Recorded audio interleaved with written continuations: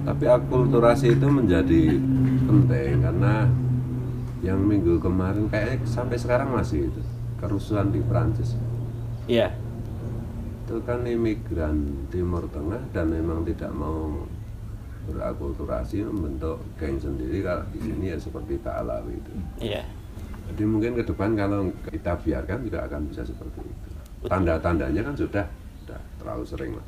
Prancis sampai sekarang kan masih rusuh kan, bakar-bakaran itu gara-gara itu imigran Timur Tengah ini. Karena mungkin ada teman itu bilang kalau orang-orang dari sana itu kalau tidak kawin-mawin dengan penduduk lokal itu buas gitu, karena mungkin alamnya. Alamnya. Ya.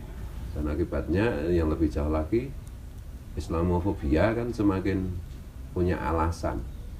Oh ternyata Islam itu Timur Tengah kayak begini, bikin rusuh kayak begini. Maka harus dicari apa istilahnya, common platform kemanusiaan, yaitu nahnu min Adam wa Adam min turab, bahwa kita semua dari Nabi Adam dan Adam semua tercipta daripada debu. Nah, ketika kita menyadari bahwa kita semua adalah turunan Adam, maka tidak ada alasan kita untuk berbangga dari yang lainnya. Tidak ada alasan bermusuhan. Alasan bermusuhan itu kepentingan aja. Yang ternyata manusia dengan pendeknya umur, cita-cita, keinginannya lebih dari umurnya. Orang yang sudah tua jadi raja atau jadi presiden Amerika tidak memikirkan bahwa dia akan mati. Ketika dia akan menyerang sebuah negara, dia akan melanjutkan penyerangannya, walaupun dia merasa sudah sakitnya menggerogoti, kanker segala macam, mungkin saya besok mati. Tapi cita-cita menguasai negara lain itu terus dilaksanakan. Bukan misalnya, wah kita ini kata dokter ini sudah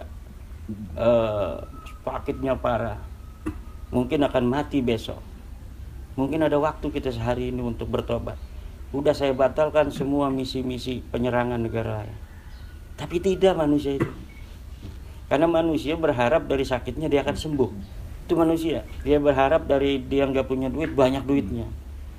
Dia berharap sekarang nggak berhasil, besok berhasil. Jadi dari keunikan manusia itu, maka terjadilah kebudayaan yang sampai saat ini ada. Perbedaan kepentingan, perbedaan tujuan. Alasannya baik Amerika menyerang itu untuk kepentingan warga Amerika ke depan.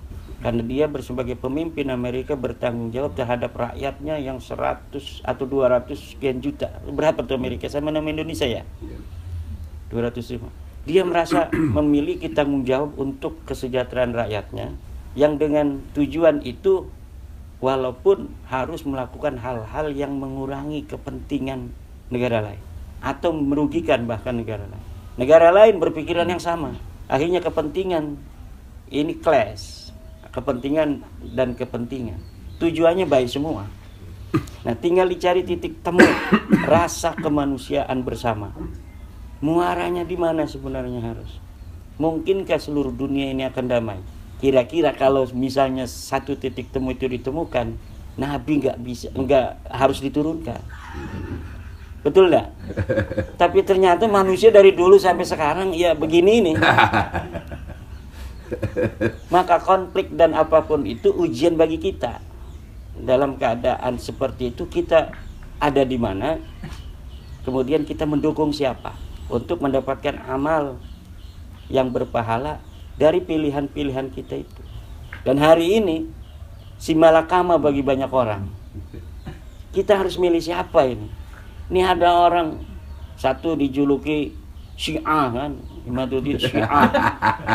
Satu dijuluki setan gundul dan macam-macam kan orang-orang. Ada yang menjuluki kerikil. Banyak orang terpleset gara-gara kerikil yang kecil. Oh, ulama-ulama dulu kayaknya pada semuanya mempercayai Mbah Alawi kan. Kurang soleh apa Mbah Khalil, kurang soleh apa Mbah Hashim. Ini Imaduddin siapa? Gus Fuad itu siapa? Anak kemarin sore saya tahu kecilnya. Nah itu disitulah kecerdasan kita untuk menentukan pilihan-pilihan dalam segala kenyataan realitas yang kita hadapi. Banyak orang yang tepat memilih, banyak orang yang juga salah memilih. Maka konflik itu bukan karena substansinya, tapi karena manusianya. Dalam cara memandangnya, dalam setiap peristiwa, dalam setiap realitas. Perbedaan cara pandang itu yang sama-sama meyakini kebenaran melahirkan benturan kepentingan.